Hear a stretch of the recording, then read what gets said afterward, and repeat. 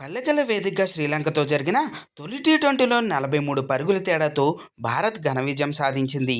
అయితే ఈ మ్యాచ్ కోసం టీమిండియా ప్లేయింగ్ 11లో ఎంపిక చూసి మొదట అందరూ షాక్‌కు గురయ్యారు.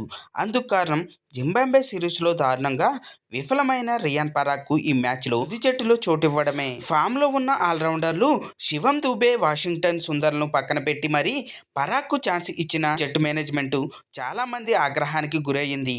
కానీ పరాగ్‌కు తుది జట్టులో ఛాన్స్ ఇవ్వడం వెనుక head coach Gautam Gambhir mastermind దాగి ఉందని మ్యాచ్ ఆఖర్లో అందరికీ అర్థమైంది.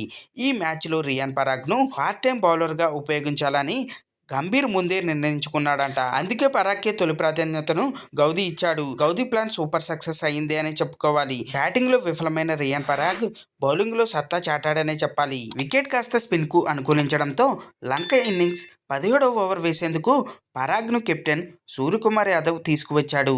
కెప్టెన్ నమ్మకాన్ని పరాగ్ వమ్ము చేయలేదనే చెప్పాలి. తన వేసిన తొలి ఓవర్లో కీలకమైన వికెట్‌ను భారత్‌కు అందించాడు. ఓవరాల్‌గా ఈ మ్యాచ్‌లో 1.2 ఓవర్లు మాత్రమే బౌలింగ్ చేసిన ఈ అస్సాం ఆల్రౌండర్ 5 పరుగులు మాత్రమే ఇచ్చి 3 వికెట్లు సాధించాడు. దీంతో గంభీర్‌ది మాస్టర్ మైండ్ అని నెటిజన్లు ప్రశంసల వర్షం కురిపిస్తున్నారు. ఇదే కదా గౌదీ మార్క్ అంటే అని పోస్టులు కూడా పెడుతున్నారు.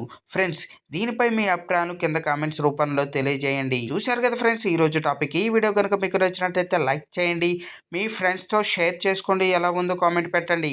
అలాగే సబ్స్క్రైబ్ చేసుకోవడం మాత్రం మర్చిపోవద్దు ఫ్రెండ్స్.